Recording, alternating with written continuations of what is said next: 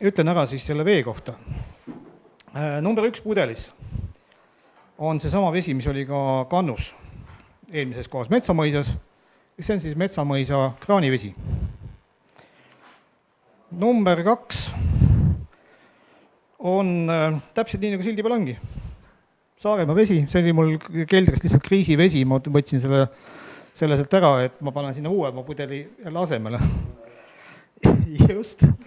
Teine on siis gaseerimata, kolmas gaseerimata lauavesi, mis on kuskilt vist Leedust pärit. Tont teab kust. Ja silt on peal, sa võite pärast lugeda. Täpselt nii, nagu selle sildi peal kirjas on. Ja 4.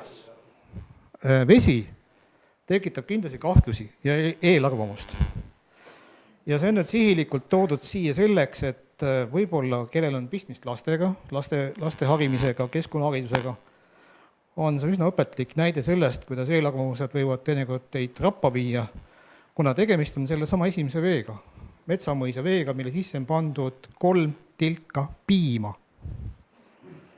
Ja ta on hägune. Ta tekitab küsimust, et mis vesi see juhuke on. Jah, et see on reostatud vesi, just nimelt. No jah, hakkame sellega pihta, mitte vegan vesi. Jah, aga just see 3 tilka piima muudab juba asja häguseks ja juba tekitab mingeid küsimusi, tõukab eemale, et ma ei tea, kuidas te nüüd vett, vesi hindasite. Ma panen nüüd järgmise video, ma loodan selle siia ka helina manada. Õnnestub.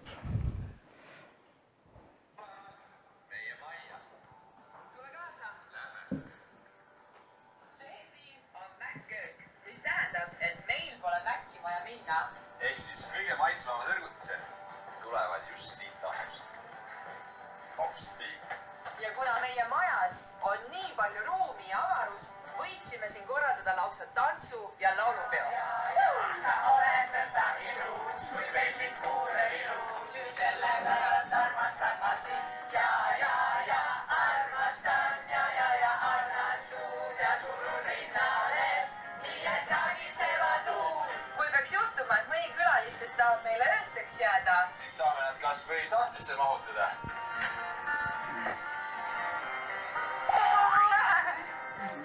Ühtlasi on see ka meie kontor, kus saab ka romantilisi õhtusööke pidada. Oleme eriti uhked oma elumaja üle, milles on ka saun. Ja väga mõnus on toetada oma selg 100-aastase palgi vastu, mille Asko ise tegi. Ja lasta ajalool endasse juurde. Ja saunast ei välju me kunagi nii, et me ei räpiks. Hashtag higisena kööki. Higisena kööki. Higisena kööki. Pärast kuuma sauna üks karastud sulps kulub alati marjaks ära.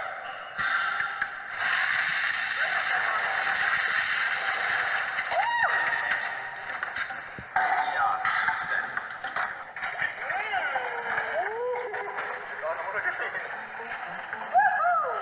Ilusa ilmaga meeldib teile väga õues olla. Ja mis võiks olla veel parem, kui sõpradega koos muumida.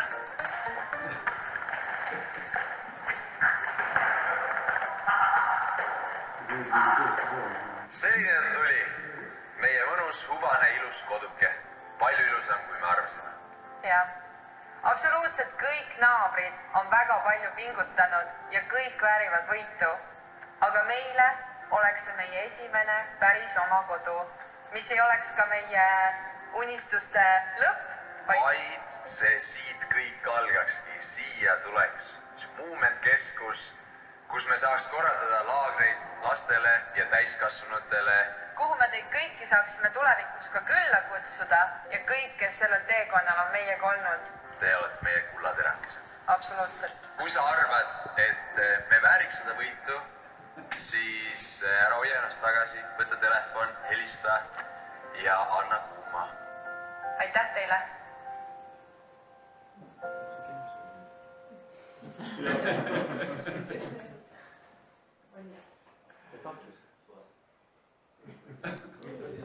Ja vastab tõele, et kempsu ei olnud selles videos mitte.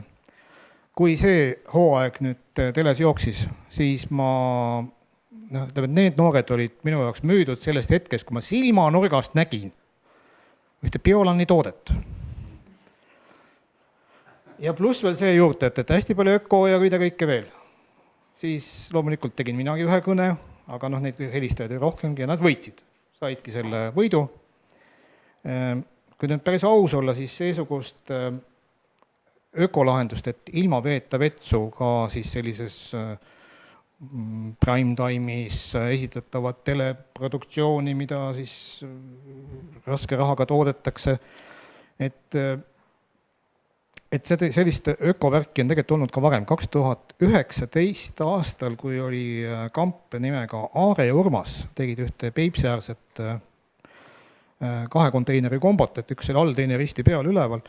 Nad küll ei võitnud seda, aga mul õnnestus nüüd tagasi vaadates neid saateid õigluse nimel, sai selgitatud välja, et ma ikkagi nägin silmanurgast selle hetke ära, et nendele ka toodi Biolani Icelet vetsupott, mis on tegelikult natuke küsitav, et kas see on jälle see õige asi, kuna see on sügav kirst põhimõtteliselt, sügav külmutav vetsupott. Külmutada jääkamakaks, ma ei tea, jäätiseks ja siis viita pärast komposti. Kas see on nagu kõige õigem mõte, aga kindlasti ta ei kasuta joogivett või mis iganes muud vett selle junni loputamiseks. Ja nüüd, kui Asko Mirelli puhul seda nägin saates, siis ja kõik see muu suhtumine oli selgelt selline, et see, mulle väga see meeldis. Nad võitsid see takkapihta selle saate, väga hea. Ja vahepeal hakkasin uurima, et kuidas neil ka läheb. Ja nüüd tuli välja, et kevad on neil väga keeruline. Nimelt 2 saab 3.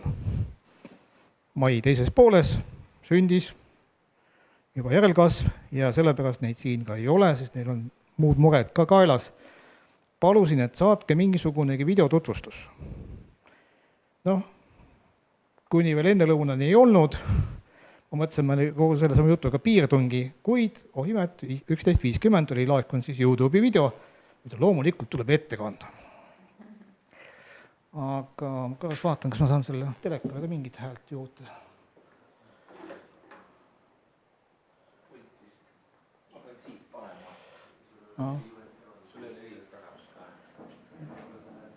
Aga HDMI-ga heli tule. Vahepeal tuleb siis läpakas see heli ja ega me siis viida aega sellega, et oluline, et see heli saaks siis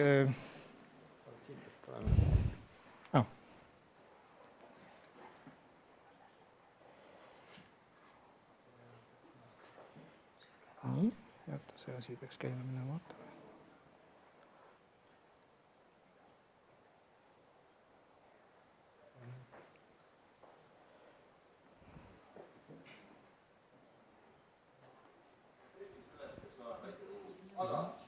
Väike Ruu otsustas. Nii. Tere, kaunis rahvas! Mina olen Asko ja minu kõrval siin peaks olema Merill ja Merillis üles peaks olema Väike Ruu. Aga Väike Ruu otsustas, et ei tule tema siia ega ei lase ka emal tulla. Ehk siis toimub juba sükene mõnus 5-6 tunnine magama panek. Siis on nii hetkel seis ja kõigil, kellel on väiksed lapsed olnud või on, teavad ilmselt, millest ma räägin. Pole hullu. Igastahes, minu taga siin on meie tagasihoidlik merekonteiner, mis umbes täpselt aasta aega tagasi potsatas siia ilusasse Viinistu külla. Nii et ja kogu selle ürituse raames või nii-öelda, mis selle ürituse teema oli, miks Peep üldse meid soovis esinema, aga kahjuks me sinna ei jõudnud, on siis see, et meil on siin konteineris üks vinge WC-pott, üldse see WC ja veemajandus. Ehk siis minu taga siin, ma tulen nüüd kaamera eest ära, minu taga siin on kaunis Mohni saar ja siis Eru laht. Viinistu külas oleme me. ja see on siis see, kus meie konteiner siia on ilusti potsatanud tamme alla ja kastani alla ning võtan siit telefoni korraks ära. Vaatan nii, et kaamera ette ja ma teen teile väikse tuuri. Ma teen teile siin väikse tuuri meie majas ja kuidas me vett kasutame siin. Ehk siis maja on peaaegu off-grid, ta on ühendatud siis minu vanemate majaga, mis on siin kõrval. Ja laudast jookseb meile elektrijuhe, aga loodetavasti see peagi muutub, ehk siis kas päikse või tuule jõul hakkame siin toimetama, aga eks me siis hoiame kursis. Tere tulemast meie hütikesse. Vesi, see mis kraanist tuleb tegelikult vihmaveena katuselt. Seda ma näitan hiljem, aga ma panen siin, teen trummipõrina ja piduliku tutvustuse.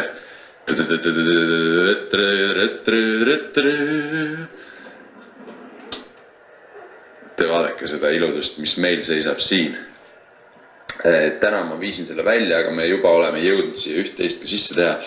Korraks piilume sisse ka, millega meil siin tegemist on. Meil on Beolani Ice-letiga siin tegemist. Korraks, näete, tegelikult päriselt ka me kasutame seda. Ehk siis selline ta siin on, nii ta meil siin istub. Vett me selle väga siit lähedale ei lase.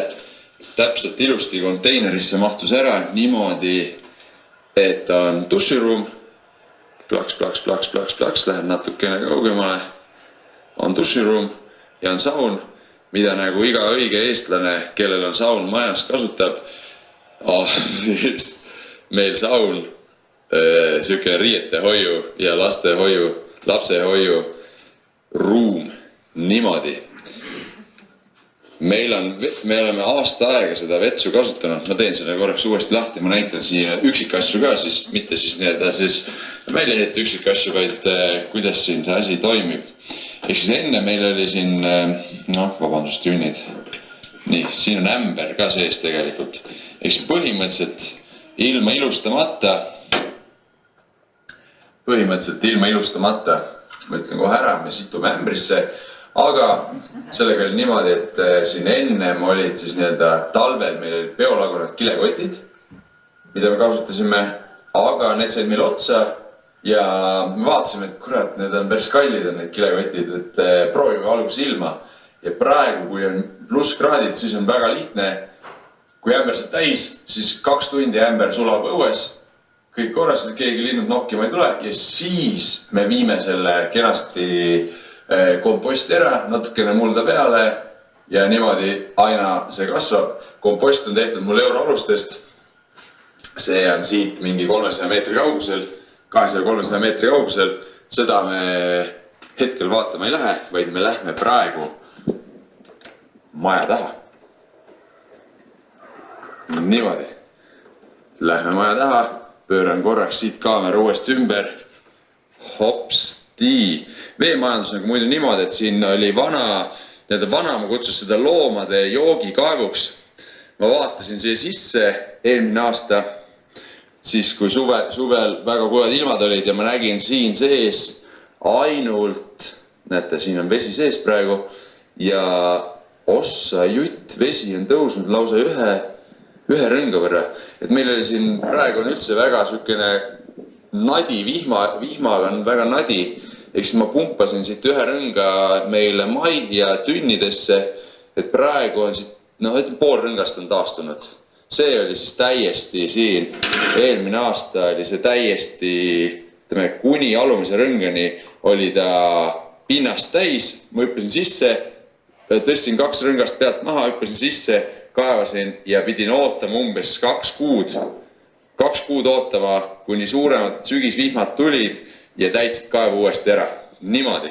Siin, kuna see konteiner on siukene, ma tõusen siia kaevu peale, näitan, kuna see konteiner on siukene, et siit pealt väga mingit vihmavett ei kogu, siis mul tuli vaadata üle kõik taaskasutatav materjal nii enda hoovist, naabri hoovist, kõikidest kuuridest, mis võimalik ja sutsata siia teha väikene siuke tehnoruum, kus ma talvel teen trenni ka siia ja kus praegu on siis nii-öelda lapse riietehoiustusruum, nagu ikka meil kõik vabad kohad on.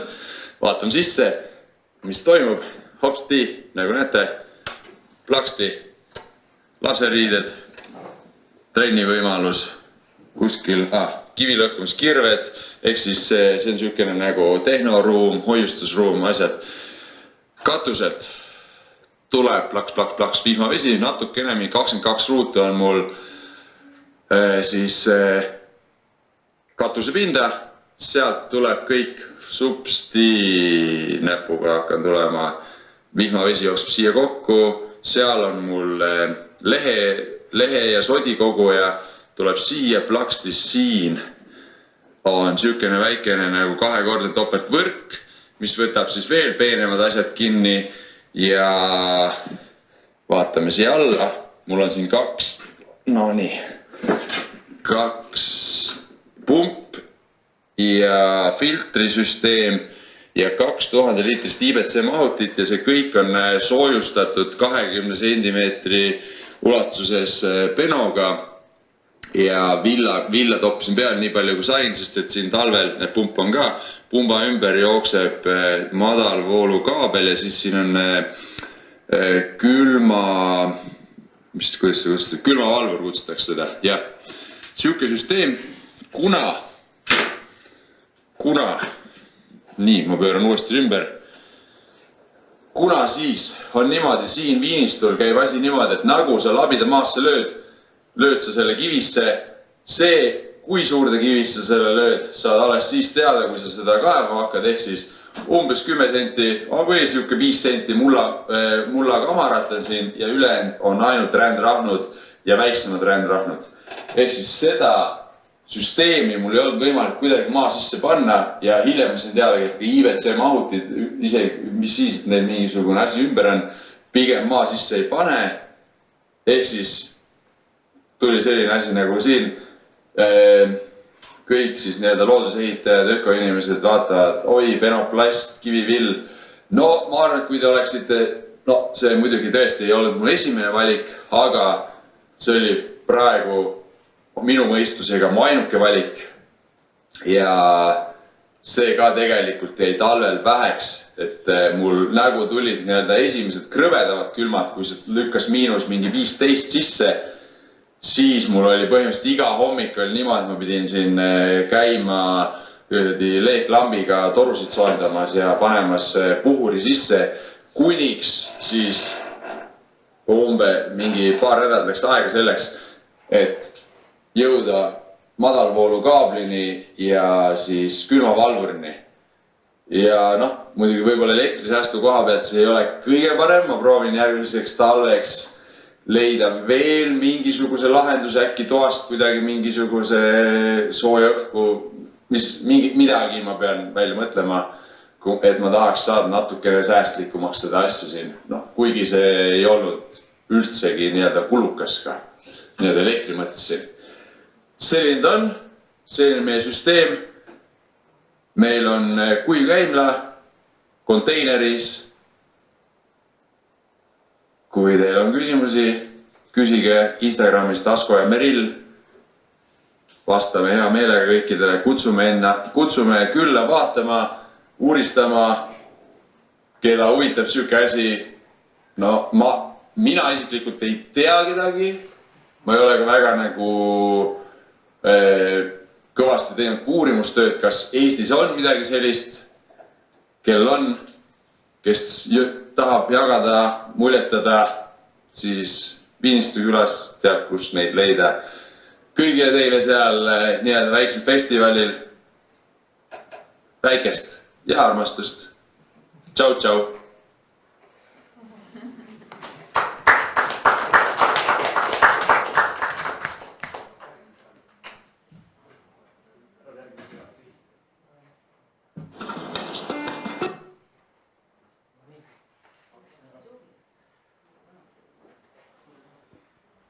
Kuna ülekandes veel võiks olla mõni vaataja, siis see peab mikrofoni ka hoidma.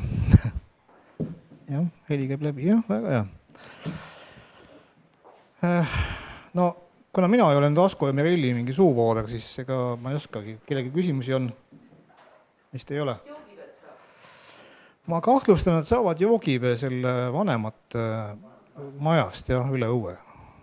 Küllap see joogivesi saadakse sealt lähedalt talust. Nii, ja siin küsid. Lihtsalt suure ringi küsimus, et kas meie seas on ka vihmavee kogumise eksperte, kellega pärast rääkida oma vahel?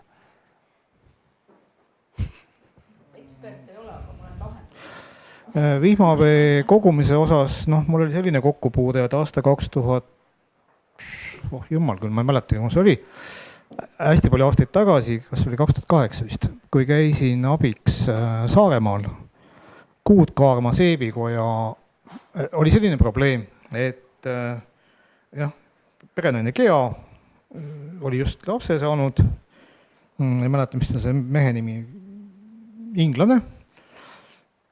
Nendel oli siis hästi palju külalisi, kes käis vaatamas nende seebikoja tegemisi, seepe ostmas, töötubades osalemas ja siis, et kas vetsu ka saab. Ja kui terve bussides inimesi ühel hetkel kohale jõuab, jalad ristis ja kupatavad sellest majapidamist läbi, magamist vast läbi, vetsu, et hästi selline ebamugav situatsioon ja läksin siis